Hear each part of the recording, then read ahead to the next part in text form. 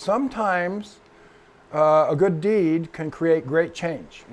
That virtually all beneficial human progress stems from acts of kindness. Wonderful. Hello professionals. My name is Rico Aladdin and I am the founder of Professional Lunch. Today we're going to talk about kindness and gratitude and all the good stuff with my guest. He's the author of How Fargo of You. Marc, welcome to the show. Thanks, Rico. Thanks for having me very much. Wonderful, wonderful. Please tell the Professional Lunch audience a little bit about yourself.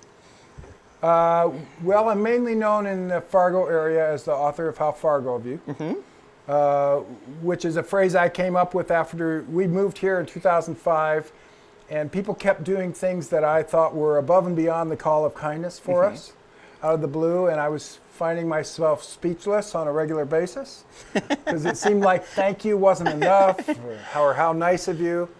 And then I started using Fargo as an adjective because there were certain things that were just, that was the right, just, no, that's pretty Fargo.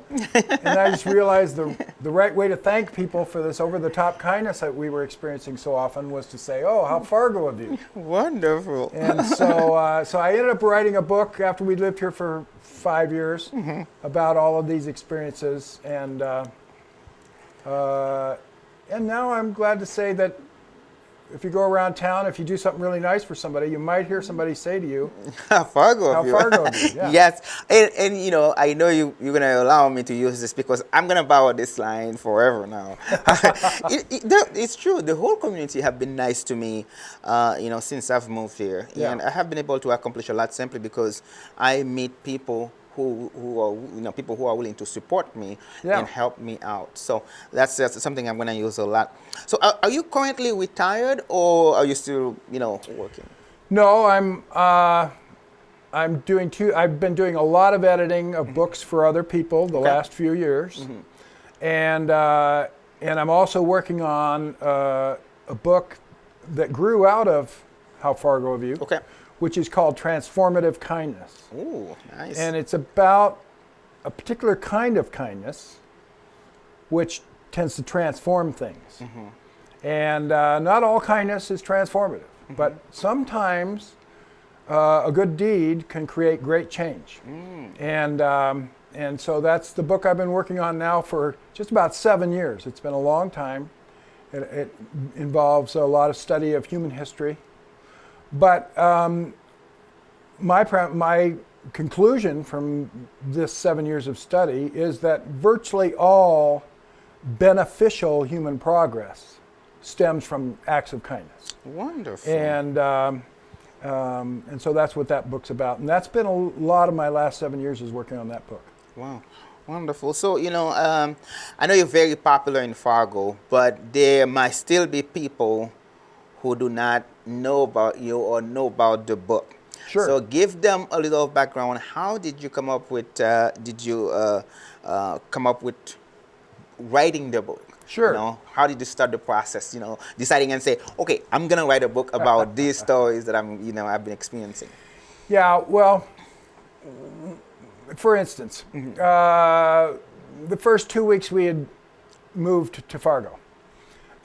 We wanted a doggy door put in our house. We had big dogs.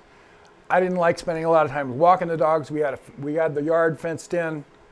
Didn't want to let dogs in and out all day. Just wanted a doggy door. So decided I wasn't going to do it myself. And I had met a carpenter at a concert by a band called 32 Below, which still, I think they still play around town sometimes. They were in Nashville for a while, but I think they're back here now. And so I called up this carpenter, and he said, okay, I'm working on a house, but I'll come by at 4 o'clock today after I'm done. So sure enough, he came by at 4 o'clock. I thought he was just going to give me an estimate. He'd already put in an 8-hour day. I showed him the doggy door that I'd already purchased. It was the heavy-dutyest doggy door I could find. Didn't say it was good for 40 below blizzard conditions, but it was the best I could find. And I showed him where I wanted it, and instead of giving an estimate, he started sawing a hole in the wall. I really wanted the doggy door, so I just let him go. I said, oh, okay, we're going to get our doggy door today. So I actually had to go out and buy him some threaded dowels halfway through the job because the bolts that came with the doggy door were not long enough for the north wall of the house, which was very wide because in North Dakota you build north walls very wide to keep the cold out. And at any rate, he got the thing done in about 3 hours, having to make his own bolts. And, you know, having watched him do this work, and it looked beautiful, having watched him do this work, I figured I was going to pay him a minimum of $75 an hour is what I was going to be charged for that good job he'd done. And I got my checkbook out and I said, okay, John, what do I owe you? And he says, oh, nothing. It's a housewarming gift. Wow. And I said, no, John, you've done this great job. It's 3 hours. You had to make your own bolts. And he just looked at me with a big grin, stuck out his hand, and said, welcome to Fargo. That's what I mean by over-the-top kindness. I mean, thank you is not sufficient. Yes. And how nice of you, not sufficient. And I didn't know what to say, absolutely speechless. And you can probably tell already that I'm not accustomed to being speechless. So things like that kept happening. Yeah. And pretty soon and then one day something happened where I finally realized, oh, I'd started to use Fargo as an adjective for thing, and I just thought, oh, I know what to say. How Fargo of you when these things happen. So I started using that phrase. People loved the phrase. They'd crack up when they'd hear it. And meanwhile, I'm still talking to people back in California and Arizona where I used to live, and I'm telling them these stories. So now I'm telling them about the phrase, how Fargo of you. These turned into my how Fargo of you stories. So I was telling these stories for a few years. Yep. And then we had this severe flood in 2009 where, because of a particular weather condition that just popped up, where we suddenly knew we were going to have a storm dropping 2 inches of rain on us in March, and it was going to fall on a whole lot of snow, and it was going to melt all that snow. Mayor Wallaker, who was the mayor at the time, turned into a very famous mayor in the United States for his efforts at fighting this flood. He came on the television and told us we were going to have to build 1 million sandbags in 1 week. And the next day on television, I saw 10,000 well-organized volunteers saving the city of Fargo. And it was like the biggest How Fargo of You story ever. And there were people that literally drove here from hundreds of miles away to help with this. Yeah. It was everybody helping everybody. So, you know, I get teared up about this stuff when you think about it too much and what kindness produces. And it did. It was just an amazing thing to watch. And not too long after that flood fight, I realized, oh, okay, now's the time when I should write these stories down because there's this natural dramatic arc, you know, of all these small incidents that I experienced leading up to this huge story of the flood fight. And so the book just kind of exploded after I wrote it. And because people were tired, I think people in Fargo were tired of everybody around the country thinking that we're like that crazy movie with the goofy accents and the goofy criminals. And the goofy wood chipper with the foot sticking out of it and stuff. It's turned into the best-selling book about North Dakota of the 21st century. And that's true either way you take it. So it's about North Dakota of the 21st century. Yep. And it's also the best-selling book about North Dakota of the 21st century. So, and it's just been wonderful to share the message of kindness, especially with people outside of the area. But it's also nice to point it out to the people here. They love hearing the stories because they grow up taking a lot of this stuff kind of for granted. Yeah, so when we were thinking about a speaker for our event yesterday, Sure. About a month and a half ago, we had a bunch of names written down. And they mention your name, and then they say, well, what we are trying to do here, he has a book about it. And then I go on and I see the book. I have my copy here. We're going to bring that. And then it's really, you are talking about me. only that I didn't put these situations, these experiences in the book myself. Because Okay. it's like You had similar experiences. Yeah, I have Yeah. been, I experienced that. And Sure. so, you know, our event yesterday, thinking about it and reach out to you, and I'm so grateful that you were able to do that and come in and travel and come speak. What did you think of the event yesterday? Oh, it was Of wonderful. the, Yeah, you it know, was the a people wonderful- that come and see. Yeah, it was a wonderful event. Thank Yeah. you very much for having me. Yes, and so you know, and we're gonna take a break, but before we and come back and talk about more stories, because I want people to know about Fargo, Okay. especially people who may not know about the book, and also get the book and get read about you and read about some of the things that's happening to you while you are in Fargo. We are back. We are at the Bison Information Network studio at NDSU today. My guest is the author of How Fargo of You, a book that really talk about some of the experiences that he had in Fargo. Welcome back, Mark. Now, we were talking about some of the stories that you have. What is your favorite winter story here, besides the one from the... Sure. My favorite story was one I heard. Wasn't one that happened to me. Okay. So it was the first Christmas after How Fargo of You had come out. And I was on the radio. Eagle. Yep. Dan Michaels, who's the voice of the Bison, Okay. he was the morning guy at the time. And so he asked me about some How Fargo of You stories, and then he had callers calling in, telling their own How Fargo of You stories. And the first call we got was a guy named Louie. And he said, well, I just had my first, actually, here's how I'm going to try to do his voice. I just had my first How Fargo of You story. He had kind of a southern accent. And he said, I just got to town for the first time. I've never been to Fargo. I just got to town like last week. And he said, and I'm from Louisiana. Well, the streets were icy at that time. We had a really bad storm with ice. And so Dan and I both reacted like, uh-oh. And he said, that's right. He said, first thing into town, I got stuck in a snowbank on Broadway. And he said, I got out of the car, and the only sign I saw, it was 7 o'clock at night, the only sign I saw that looked like they were open was a place called the Bismarck. Well, those of you who know Fargo know that, well, I'm not going to give it away because Louis gives it away in his story. So Dan and I are looking at each other and like, okay, here's Louis from out of town going into the Bismarck to get rescued from a snowbank. And then Louis says, so I'm a black guy from Louisiana. I didn't know what to expect. And I walk into this place and I find myself surrounded by giant Norsemen. Giant bearded Norsemen. That's what he said, giant bearded Norsemen. It was just so hysterical. Dan and I were just cracking up, wondering what's going to happen to Louis in the Bismarck. And Louis says, so I asked the bartender, do you have a phone here? And the bartender pointed down to the end of the bar and he says, yeah, there's a phone down there you can use. And it was just a regular phone, not a payphone. So I was going to go use the phone, but then the guy next to me, he says, so what do you need the phone for? And I explained to him that I was stuck in a snowbank out front.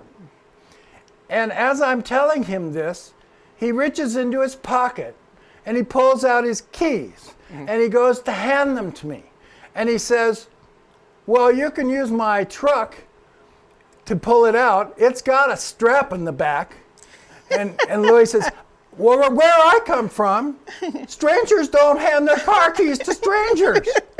He said, and I had no idea what a strap in the back meant. So I wasn't going to touch these car keys.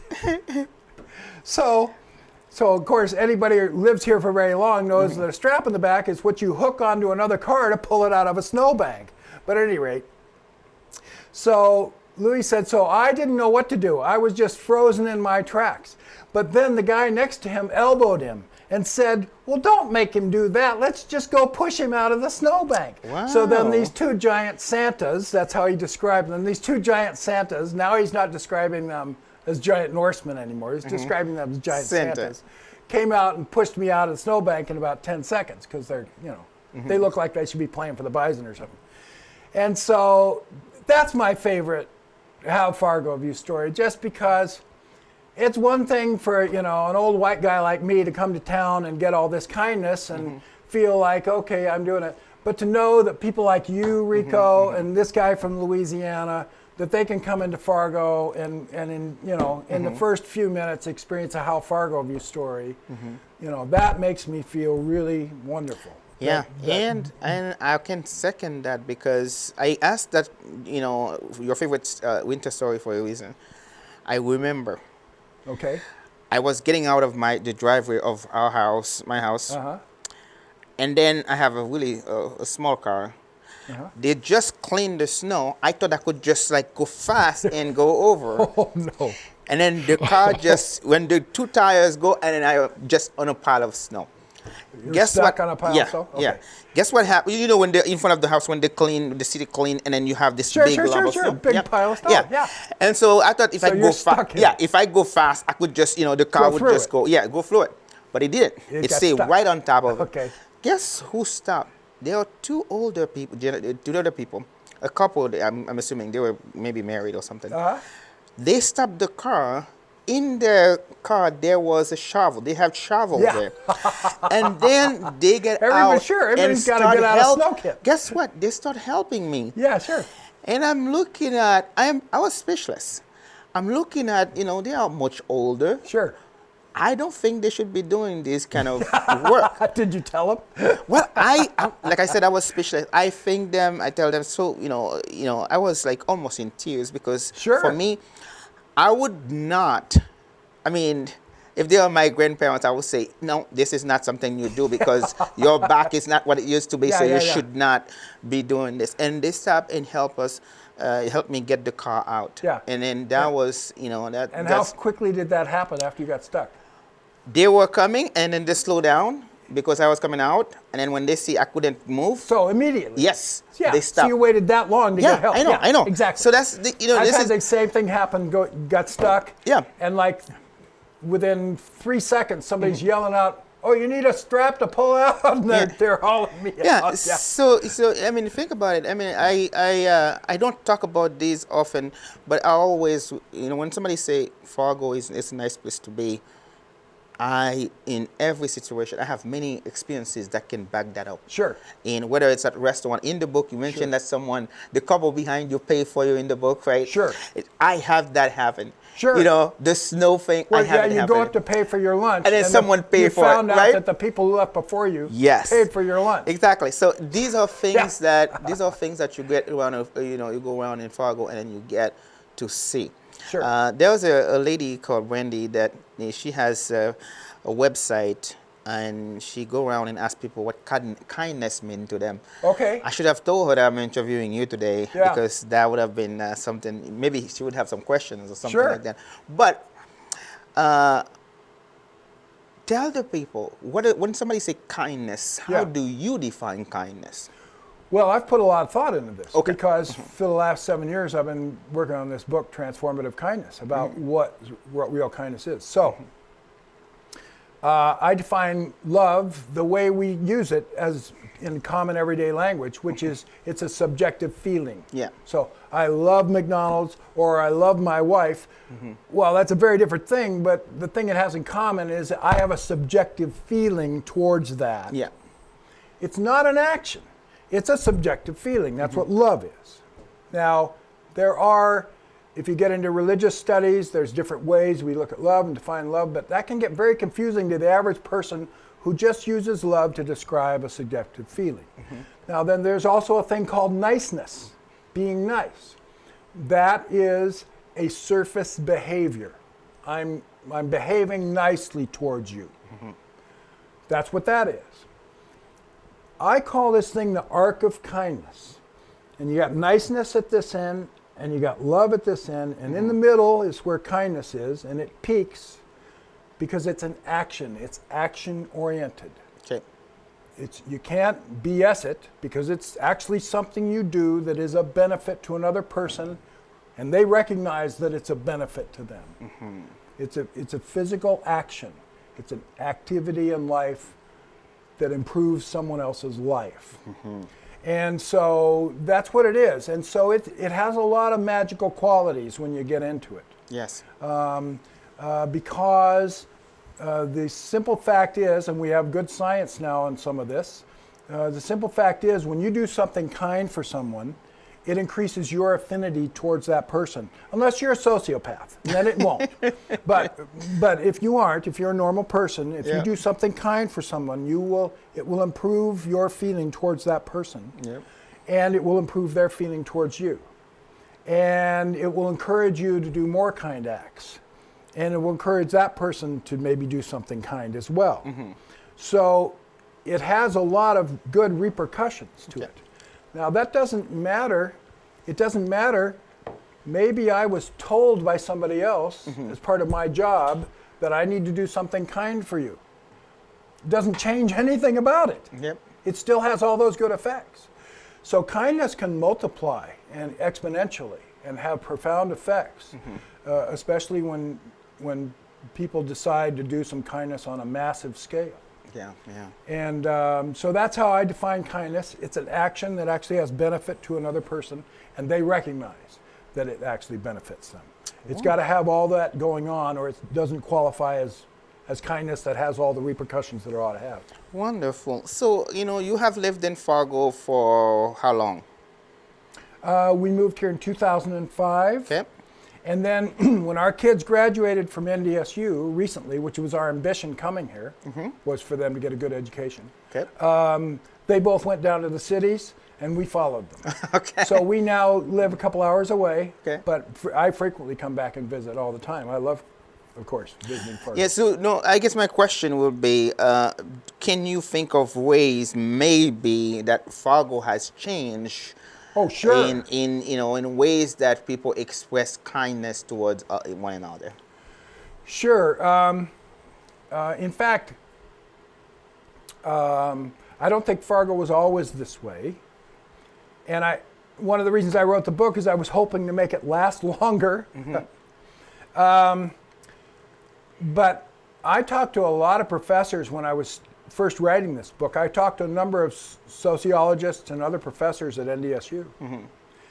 And those of them who had come from out of state before 1997 said that Fargo did not used to be this way before 1997. Wow. But that was the first huge flood fight, was in 97. Okay. that Dennis Wallaker also led. He wasn't mayor at the time. He was the head of public safety or some job like that. But he led that fight. And after that, the community became different, especially to outsiders. The community was much more welcoming because they'd all been through this traumatic experience of almost losing the city to a flood. But by everybody getting together and doing massive effort to make it work, they all kind of, the way sociologists explained it to me was there was an awful lot of goodwill and capital that went between groups that didn't maybe used to communicate that well.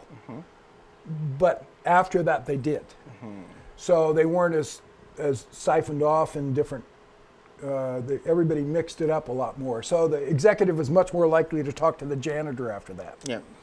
And so the Fargo that we came into in the early 2000s hadn't always been that way earlier, according to people I talked to who had moved here from out of state before 97. Okay.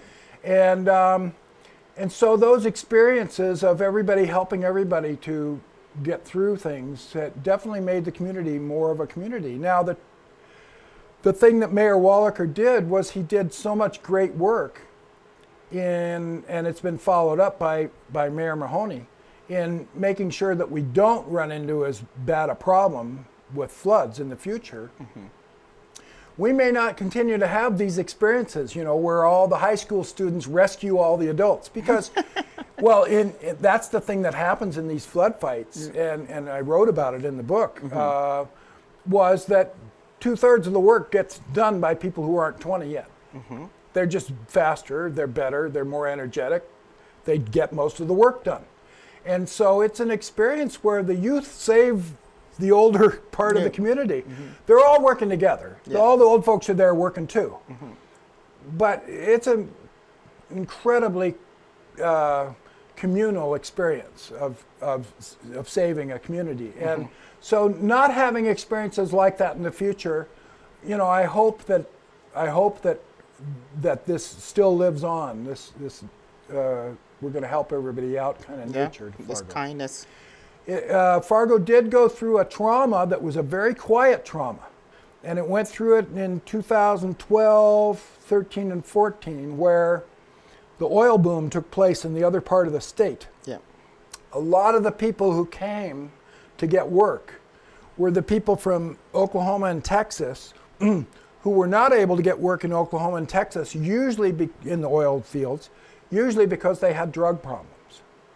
So they came up here trying to get work, and a lot of them were not able to get work because they get drug tested and stuff like that. And they came up here very poor, and they would be given bus tickets to Fargo.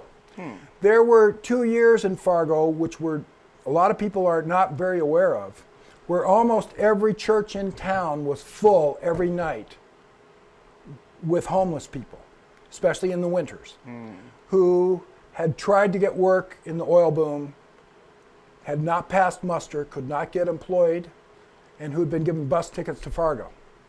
And the problem with that is it attracted a lot of drug dealers, because now we had an addicted community here. And so it took 2 or 3 years to get out of that. And I'm not sure that Fargo ever fully got out of it. But for instance, in a follow-up book, which I wrote to this, which isn't in publication right now, called Close Encounters of the Fargo Kind, and I probably will republish it sometime as How Fargo Viewed Too, TOO. I documented the fact that there were only, between 2000 and 2013, there were only 9 first-degree murders that took place in Fargo. Only 9 in 13 years. Wow. And it was incredible. And 60% of those murders, 5 of them, had been committed by somebody who had not lived in Fargo for a full year. Wow. Which was less than 1% of the population. So my theory was, if you live, you may be crazy when you get here, but if you live here for a full year without killing anybody, you will probably calm down enough that you won't kill anybody. That's great. But the murder rate went up after that. Yeah. And it was because of the situation that I just explained. But I was very worried about Fargo. But it seems to have somehow weathered through that and gotten much more back to what it was when we first moved here back in 2005. Wow. So it's been very resilient that way. So kindness can overcome a lot. Yeah, yeah. And I remember, when yesterday you were talking about how 2 nations can act a certain way. Sure. And the result, it's kindness related. So Sure. that was really, really powerful. Well, sure. That comes from my new book that isn't out yet. We'll have a website up in the next week, transformativekindness.org, about this book. So, yeah, I got very interested in kindness once I'd written this book, more than I'd ever been, and I started realizing that we tend to have a thing called kindness blindness, where kindness can transform things and we're blind to it. We don't see how it transforms. And so here's my favorite example. I've got a lot of examples, but my favorite example is the one you're talking about. At the end of World War I, we were very, very unkind to Germany. And that historians universally agree, left, right, and center, that put the conditions in place for Hitler to rise in Germany. And so then we ended up right back in another great war, World War II. At the end of World War II, President Truman and George Marshall, who he made Secretary of State, and these folks, they had been through all that. They knew that they'd made terrible mistakes had been made at the end of World War I that had brought on the next war. They weren't going to do that. They did the opposite. They did, by any measurable means, the greatest act of kindness in history towards Germany and Japan and all of Europe, but in particular, the countries that we'd been at war with. We put billions into rebuilding those countries over the course of not just years, but decades. And what resulted is, today, Western Europe is unprecedented in human history in terms of how many borders are there between different countries, how many languages are being spoken, how many religions there are, and how well they all cooperate with each other. It's clearly, I mean, we've never seen anything like that in all of human history, what is in Western Europe today. That's the result of arguably the greatest act of kindness in human history, which was done primarily by the United States, but all the Allied nations towards Germany and Japan in particular, but Europe as a whole. And we lost that lesson. And because of this condition I call kindness blindness, where we don't recognize how powerful kindness is. And I'll just give you a contrasting story. We won the Cold War in the early 1990s. And we decided, the United States and the International Monetary Fund decided that the best course of action with Russia was to do what we called economic shock therapy and just let them go. Let them go through it, because we know it's free markets that'll work. We completely were oblivious to the fact that no, it wasn't just free markets that transformed Europe after the World War II. It was tremendous acts of kindness that allowed that to happen. Russia in the 1990s went through a depression that was greater than the Great Depression. So the average Russian, their first experience of free markets was misery. And as we all know, that country got taken over by criminals during that time. So who did that country elect at the end of the 1990s? Well, the most Hitler-like figure that we've had in power in the world since Hitler, Vladimir Putin. We shouldn't be shocked, because what the Russians went through in the 90s is very similar to what the Germans went through in the 20s. So now we're in a mess again, because we didn't learn the lesson of what we ought to do when you win a war.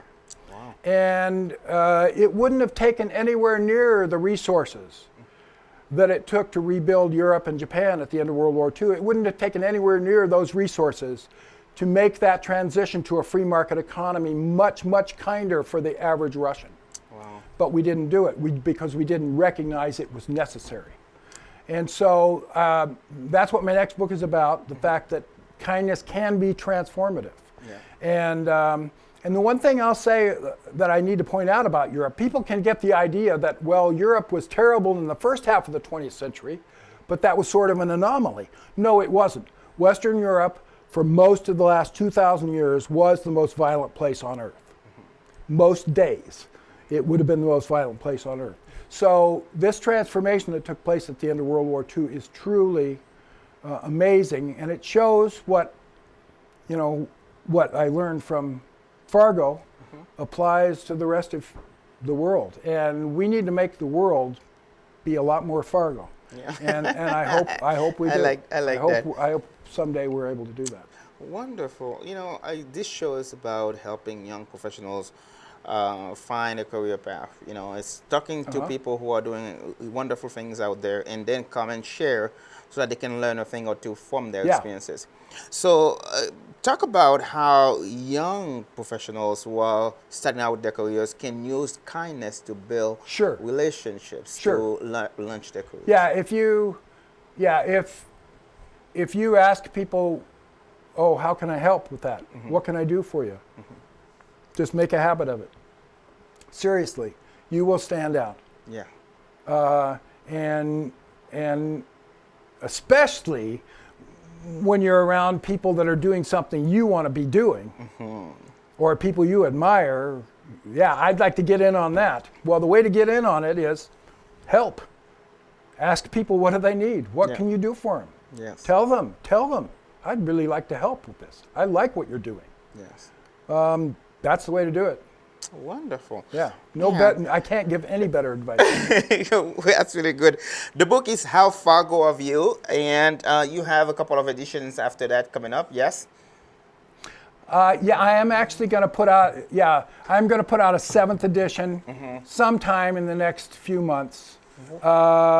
which really, it's going to be a throwback to the first edition, where it'll just start out with the old intro and everything. It will have an epilogue at the end. Okay. That will be brand new. And so that'll be out in the next few months. But right now, people can buy on Amazon and pretty soon, and I think at Barnes & Noble, and pretty soon at Zanbro's, they'll be able to buy, if they want to buy a copy for Christmas. Sure. Yes, wonderful. So yes, I have the book, and today it's a pleasure to have you in the studio because I will get to sign my copy for me. Okay, yes, I will.